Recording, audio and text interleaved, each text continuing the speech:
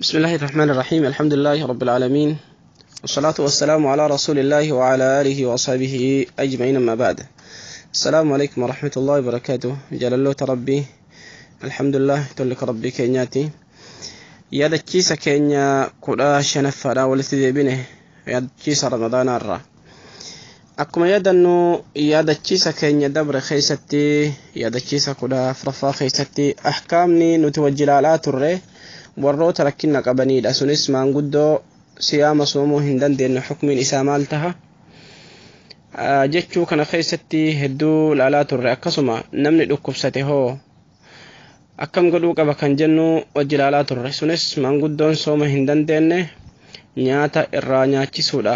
Nyaata miskiina tokko guyyaadhaan irraa nyaachisu jenne sifa nyaata irraa nyaachisanillee hedduu dubbannee dabarsine. namni dhukkubsatee ammoo sooma isaa hin dandeenye sooma san faxaree guyyaa biroodhaa gaafa ramadaanni xumurame booda qadaa deebisuu qaba jenne. Namni dhukkuba qabu sooma san qadaa baasuu qaba jenne. Guyyaa biraadhaa sooma san dhiisee dawaa barbaachisu fudhatee namni dhukkubni hamaan isa qabatee dhukkubni fayyuu irraa hin danda'amne jihaa doktora beekamtii qabu ibsuudhaan namni kun dhibee kanarraa hin fayyu jechuudhaan ibsamee fi kasooma hin dandeenye namni sun akkuma maanguddootitti qadaa baasuu nyaata nyaachisuu qaba miskiina jenne. Ahkaama kana hedduu isaa laallee jirra. Ahkaamni nu hafuu mas'alaa kana keessatti ahkaamul haydii wan nifaasiiti. Ahkaama haydii fi nifaasa. Haydii jechuun xurii laguudha, nifaasni ammoo dhiiga dahaati. Waqtii haydii keessatti waqtii dubartiin haydii qabduu fi dhiiga dhalaa qabdu salaataa fi soomni illee isii irra hin jiru. Gaafa ammoo haydii san irraa geeffatte siyaama isii qadaa baafti beekamaadha. Aisha radiyallahu anha wa ardaaha waan jette kunna nu'maru biqadaa'i sawmi walaa nu'maru biqadaa'i salaati jette. Nuti ni ajajamna jette sooma qadaa baasutti, salaata qadaa baasutti garuu hin ajajamnu jette Aishaan. Waqtii haydii keessatti dubartiin sooma ofii dhiifteetiin gaafa haydii irraa geeffatte sooma ofii soomtee guyyaa biroodhaa ramadaana booda qadaa ofii baasti jechuu kun beekamaadha. Dubartiin dhiiga dahaa qabdulleen dhiiga dhalaa qabdulleen akkasuma jechuudha. Yeroo dhiigni isii irraa dhaabbatetti sooma isii ni soomti, qadaa isii ni deebisti jechuudha. Tuni ahkaama beekamtuu taateedha. طيب dubartii xurii laguu qabdu kana keessatti in طهرت المرأة في الليل فعليها الصوم في اليوم التالي.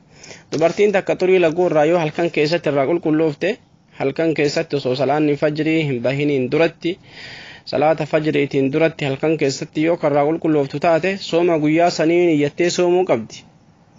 وعليها المبادرة لاغتسال لأداء صلاة الفجر حتى نصوصين قام هنكاتين اللين yoo fajriin ka isitti azaanamu taate azaanuma booda qaama fi dhiqattee salaata ofii salaatuudhaaf ariifachuu qabdi. Sooma isii garuu achi duratti niyyachuu qabdi halkan keessatti. Hogguu dhiigni isii irraa dhaabbachuu agarte qulqullaahee isii agarte sooma niyyattee sooma ofii suhuura ofii nyaattee sana booda osoo isiin qaama ofii hin dhiqatin yoo kan adaan illee itti bahu taate adaana booda qaama ofii dhiqattee salaata ofii salaatti soomni isii nagaa ta'a jechuudha. وكذا الحال إذا حاضت بعد مغيب الشمس. أكسما دبرتين تكا يو إرقى أدون سنتي نمني فطري صوم فطرانين بودا كان هيدي أغرتوتاتي تكا هو طري لغو أغرتوتاتي فصيامها صحيح. صوم نسيل آكا كيسا أولتسون نقومتا فكين ياب إرقى صوم فطرتي فطورت فطرتي كاتين بودا طري لغو اتروفي أغرتي صوم نقويا سنين أغاها osoo achi durattillee osoo sooma hin faxariniin durattillee milikkata adda addaa ka agarsu taate. Milikkata jechuun akka isii dadhabsiisuree alaamaa adda addaa qaban isaan shamarran hogguu xurii laguudhaa isaanitti dhufuudhaaf kahutti milikkata adda addaatitu isaan dadhabsiisuudhaa fi awjaa alaaluu adda addaa arguu danda'an. Hattan osoo sooma hin faxarinillee yoo laaluu akkanaa ka agartu milikkata adda addaa milikkata xurii laguudhaa kana yoo ka agartu taate waan isii irraa dhiigni hin bahiniin soomni isiidhaa ka guyyaa sanii nagaa. Waan isii irraa dhiigni hin bahiniin soomni isiidhaa ka guyyaa sanii nagaa yoo alaamaa tokko tokkollee agartu taate osoo sooma hin faxariniin duratti. Garuu isiin dhiigni isii irraa bahuun xurii laguu arguun erga sooma faxartee kaadeen booda garuu osoo sooma faxariniin duratti alaamaa adda addaa milikkata adda addaa agartee jirti. Kuni waa takkallee soomni isii ka guyyaa sanii nagaa jechuudha. Waan dhiigni isii irraa hin bahiniin jechuudha. Osoo sooma hin faxarin waan dhiigni isii irraa hin bahiniin soomni isii nagaa. Yoo ammoo sooma faxaruu daqiiqama 5 hafee fi kan dhiigni isii irraa bahu xurii laguu ka agartu taate soomni isii san guyyaa san qadaa baasuu qabdi jecha. Sooma guyyaa sanii san qadaa baasuu qabdi. Maaf osoo sooma hin faxarin waan xurii laguu agarteef jecha. تن أحكام إسي لالد. طيب إذا انقطع دم الحيض وتيقنت المرأة الطهارة دبرتين تكهجو إجني سير رابته طهارة أرجع بيته فيجب عليها أن تغتسل وتصوم صوم سنيب دقته صلاة صوم سن صومتين صلاة فجر تيف صلاة تكم دران دب النسنت فإن رأت بعد ذلك شيء erga qulqullooftee sooma ofii jammartee booda yoo waallee agartu taate fa innahaa laa taltafitu ilay waan sanii millachuu hin qabdu. Fakkeenyaaf aadaa isititti xurii laguudhaa karraa qulqullooftu guyyaa 5 qulqullooftee siyaama ofii jammarti. Sana booda waan daalachaa fi boora adda addaa isiirraa bahu agarti. Kanatti hin millattu. Aisha radiyallahu anha waan ummi Atiyyaa waan jette الأنصارية على أم عطية أنتوني برتي صحاباتي برتي أنصاراتي بيكم تولا كنا لا نؤد الكدرة ولا الصفرة بعد طهر شيئا جد نوتي زمانك إن خيستي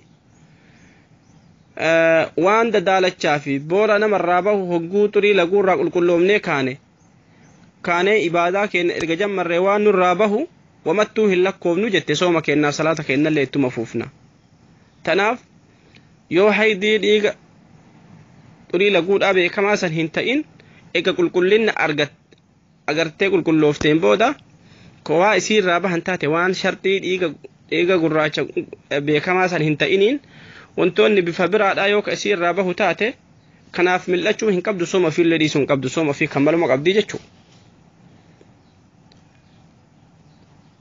ينبغي على المرأة ألا تستعمل الحبوب المانعة من الحيض. أمس qabdii sadaffaa irratti wanti qabdii afuraffaa irra wanti barbaachisu dubartii irraa dawaa haydii xurii laguu isii dhoggu fudhachuu irraa fagaachuu qabdi. Fakkeenyaaf kiniiniin ni jirti tan haydii dhowwitu yaani xurii laguudha namarraa dhoggitu akka hin dhufne namarraa dhoggitu ni jirti. Dubartii muslimaa irratti kiniinii san nyaattee xurii laguu ofirraa dhogguu irraa fagaachuu qabdiidha jedhan ulamaa'iin. Maaf aadaa rabbiin isii uume san jijjiiruu ta'a. Akkasumalleen miidhaa isiidhaaf qaba. Hattan warroonni atibbaa'a hogguurraa dubbatanitti inumaahuu isiidhaafuu rakkina guddaadha. Ilmee argachuu irrattuu rakkina guddaadha jedhan. Ilmee argachuu irrattuu rakkina guddaa fida jedhan kiniiniin sun. Mudirraa hedduu waan of keessaa qabuuf jecha kiniinii xurii laguudha namarraa dhoowwitu fudhachuun irraa fagaachuu qabdi jecha. Aadaa rabbiin dubartiidhaafuu mellee jijjiiruu ta'a. akkasuma miidhaa isiirrallee geessa jechaadha. La'alla dhurriyaa hortee isii kutuu danda'a jechuu tanarraa fagaatuun barbaachisa. طيب مسألة شنفات تجهوداف النفاس إذا انقطع دم الولادة قبل 40 دبرتين ديغا دلا فرا قبل تكا دبرتين ديسه jirtu مثلا yoo dhiigni isiidha guyyaa 40 soo hin guutin karraa dhaabbatu taate qulqullina ka agartu taate وجب عليها صلاة وصيام صلاة في صوم الله يصير واجبة بلي أفرتما سو هنقوتين اندرت مثلا قوية مكو أنفع ديدما فأكيستي ديغا دهاك نرى الكلاه وفقرت قاب سنرى صلاة الله يصير واجبة أكاسما صوم الله يصير واجبة erga bulii yookaan diidama dabartee qulqulloofti مثلا dubartiin dhiiga dahaatiin jirtu qulqulloofte salaataa fi sooma fi jammartee guyyaa shanfa guyyaa 3-4 osoo soomutti jirtu marraa lammaffaa dhiigni ka itti deebi'e agarti gaafsan soomaaf salaata illee dhiisuu qabdi waan guyyaa 40 ol hin guutiniin hukmiin isiidhaa hukmii dhiiga dhalaatiin murteeffama. Tanaaf guyyaa 40 gaditti erga qulqulloofte sooma fi jammarte dhiigni yoo ka itti deebi'u taate dhiiguma dahaati jetteetiin hanga guyyaa 40 guututti haga inni irraa dhaabatutti dhiisuu qabdi soomaaf salaata ofiillee. Kachi dura dabre ka qulqullina keessatti soomte sun fakkeenyaaf isii dhiiga irraa qulqullaa'e jettee sooma guyyaa 5 soomuu dandeessi. dhiigatti deebi'ee maraa lammataa arguu dandeessi. Soomni isii guyyaa 5 soomte sun nagahuma. Ammoo dhiiga eegalamarraa lammaffaa agarte waan guyyaa 40 gaditti waan qulqullooftee jirtuuf duraan hukmiin dhiiga dahaa ol aanaa isaa guyyaa 40. Tanaafuu osoo guyyaa 40 hin gahin deebi'ee waan dhiigni itti deebi'eef jecha dhiifteetiin hanga dhiiga sanirraa qulqullooftutti salaataa fi sooma illee dhiisuu qabdi. Tun ahkaama dubartii dahiinsaati. أكسم النفاس إذا أكملت 40 واغتسلت ثم عاد إليها شيء بعد 40 فإنها لا تلتفت إليها. dubartiin takka ammoo eega guyyaa 40 geette dhiigni irraa dhaabate guyyaa 40 booda qulqullooftee sooma jammarte salaata jammarte yoo kawaa isii irraa bahan taate itti mil'achuu hin qabdu waan saniif jettee soomaa fi salaata illee dhiisuu hin qabdu yoo waan khafiifa ta'e jecha. Yoo ammoo xurii laguudhaa guyyaan isiidhaa fi guyyaan sun xurii laguutii walitti galee guyyaa ofii xurii laguu guyyaa ishii ni beeyti xurii laguuti jettee akkasitti herreegattee xurii laguu saniif irraa dhaabbatte malee waan haydiidhaan xurii laguutii wal hin qunnaminiin dhiiga dahaarraa qulqulloofteetti dhiiga adda addaa bifa adda addaa hoo ka agartu taate saniif mil'achuu hin qabdu yoo haydii taate malee yoo haydiidhaaf jecha xurii laguutiif jecha irraa dhaabbatte malee tuni ahkaama دبرتي دهاتي. طيب الحامل والمرضع دبرتين ألفا قبدو في تنهوسفته أحكام نسي سيامة كيستي أكم مسألة جدو لما إتتي واللب يقول دا قبدولا مالته قبدي دبرتين ألفا قبدو صوم سنقدا باسو قبدي مؤو مال قدشو قبدي خيستي جتش أفرتو التجرة dubartiin takka yoo ulfaan jirtu soomni ka isitti yookaa lubbuu fiitiif ka sodaattu taate yookaa ilmee garaa isii keessa jiruuf ka sodaattu taate sooma sanni faxxarti shari'aan baqqaaseefii jira. Faqqarteetiin wanti isiirra jiru maalii jechuu keessatti wal dhaban ulamaa'iin fatwaa garii madhaba imaamu shaafiyyaa keessatti على الحامل والمرضع الفدية فقط ولا قضاء عليها. dubartiin takka yoo kan akkasitti ulfa qabaattee sooma faxxartu taate sooma isii ka hiisu taate wanti isiirra jiru qadaa'a يعني عليها القضاء فقط ولا فدية. isiirra kan jiru qadaa qofa fidiyaan isiirra hin jiru nyaata nyaachisuun isiirra hin jiru qadaa qofa gaafa silaa ulfa san irraa geeffattee jette takkaawuu hoosisa san daa'imni isii jabaateef qadaa baastiidha.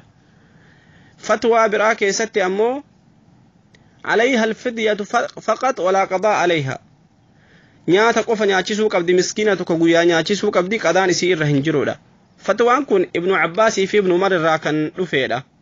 Abdallah ibnu Abbaas habru هذه الأمة عالم أمتكنا صحابة رسول الله أكسم عبد الله بن عمر بن الخطاب جركن دكتوران وروتا ملي إجنا دين كنا في قرآن ربي فسرهم بيك منيدا فتوى إسان الرامد فتوى لما تأكم جنتي إسير ذا كنجرو قضاء فباسودا نياتا نياتشسون هنجرو فتوى ابن عمر في ابن عباس أمو وانت سير رجل نياتا مقفا نياتشسودا صوم نسير هنجرو قضاء باسون جان.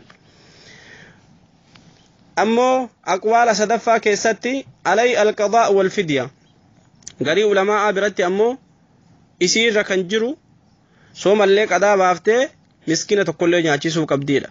قولين كن قولي مجاهدة في شافعي غري قولي سا كيستي أكسم إمام أحمد اللين جتتنا خلق كيسا قبن جتشو مرتيدنا كيسا خلق قبن جتشو إسين أفرف هذا مرتين أفرف هذا أمو على المرضي القضاء والفدية وعلى الحامل القضاء فقط. دبرتين هوسفتو دبرتين حرم هوسفتو سبب دائما تيفجتش يوكن صوما سيفة ترتوتاتي صوما في مسكين اللي نعتشسو إسير رجلا صوما اللي قويا برا قضاء بافتي جتشو يرو برا قضاء بافتي مسكينة تقول لي نعتشسون صوما سوجين أذا صوما الافتساني مسكينة تقول لي نعتشسو إسير رجلا جان. وهو قول مالك كنجة مالك إمام مالك في مرتي إمام مالك في قري مرتي إمام الشافعي لين هركا كيسا قبل.